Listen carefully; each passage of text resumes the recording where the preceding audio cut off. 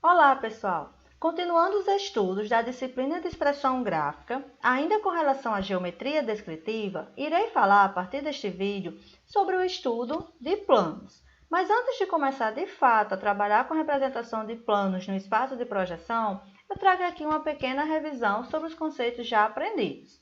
Então, nós trabalhamos inicialmente com um ponto, representamos esse ponto no espaço de projeção e também em épura, por meio das suas coordenadas descritivas.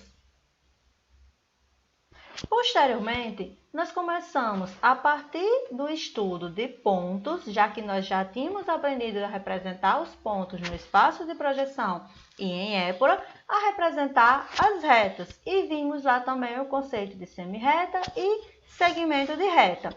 Como também estudamos vários tipos de retas aí que nós iremos trabalhar na geometria descritiva. Sendo assim, passamos agora a falar sobre o plano, e o plano ele pode ser conceituado como o deslocamento de infinitas retas. Então, nós temos pontos, a partir dos pontos trabalhamos com retas, e a partir das retas trabalhamos agora com o plano. Então, se ele é o deslocamento de infinitas retas, quando nós temos várias retas representadas no espaço de projeção, nós vamos ter agora a formação de um plano por meio dessas retas que estão representadas. Então, o plano, quando nós vamos defini-lo de fato, a gente diz que ele pode ter uma definição geral, que é o quê? 3 pontos não alinhados vão determinar um plano.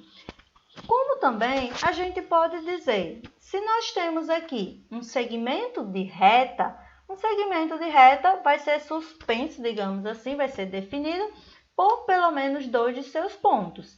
Já quando nós queremos trabalhar com um plano, que seria uma espécie de lâmina, nós temos que ter aí um terceiro ponto, ou seja, temos que ter pelo menos 3 pontos para determinar este plano. Então, o plano, a definição geral é que ele vai ter 3 pontos não alinhados, no caso também não coincidentes, né? E a partir desses 3 pontos, nós conseguimos definir o plano onde esses 3 pontos estão contidos.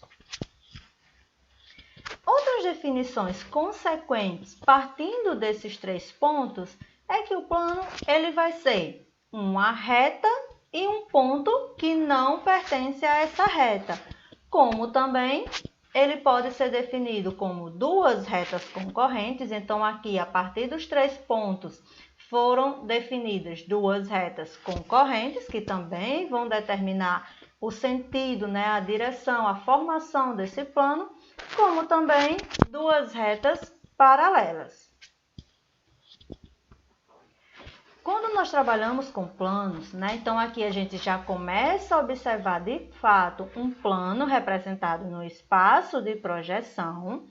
E quando a gente começa a representá-lo no espaço de projeção, esse plano ele vai formar agora uma interseção com os planos de projeção que nós já vimos anteriormente. O π e o π', né? O horizontal e o vertical.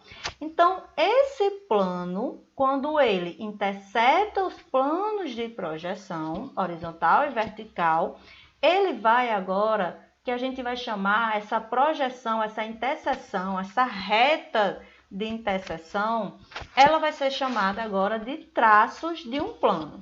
Então, o meu plano, ele vai ter um traço horizontal, que é o απ, e um traço vertical, que é o α'π'. Pela lógica, se o meu plano é o alfa, né, que eu estou estudando, onde o alfa intercepta o plano π, o traço απ, o traço horizontal do plano. Onde o meu plano alfa intercepta o plano π', vai ser agora o meu απ', o traço vertical do plano a ser estudado. Então, só uma observação que deve ser frisada. Quando nós trabalhamos com ponto e reta, a gente está trabalhando com projeções. Então, nós tínhamos projeção horizontal e vertical dos pontos e das retas. Quando nós trabalhamos com planos, nós vamos trabalhar agora com traços. Então, sempre nós vamos ter agora o traço horizontal e o traço vertical do plano, que será representado, no caso, tanto no espaço como em épura. Então, o traço horizontal vai ser a reta a qual o plano alfa corta ou atravessa o plano π, ou seja, o alfa π, né? E também o lugar geométrico dos pontos do plano que apresentam cota nula. Se esse traço ele está situado exatamente no plano horizontal, nós vimos que o plano horizontal, os pontos, né, que passam, estão situados exatamente no plano horizontal, tem cota nula. Então, todos os pontos que estão no traço horizontal do plano terão cota nula.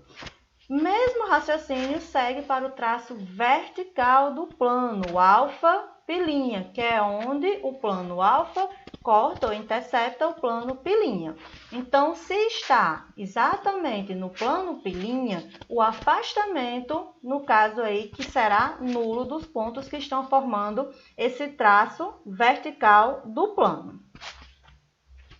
E também nós teremos que a interseção dos traços horizontal e vertical desse plano vão determinar um ponto T sobre a linha de terra, e esse ponto T vai ser aí onde o afastamento e a cota serão também nulos, irão lá coincidir no mesmo local com a abscissa desse ponto T. Partindo desses conceitos, seguiremos para os próximos vídeos, onde iremos caracterizar cada tipo de plano.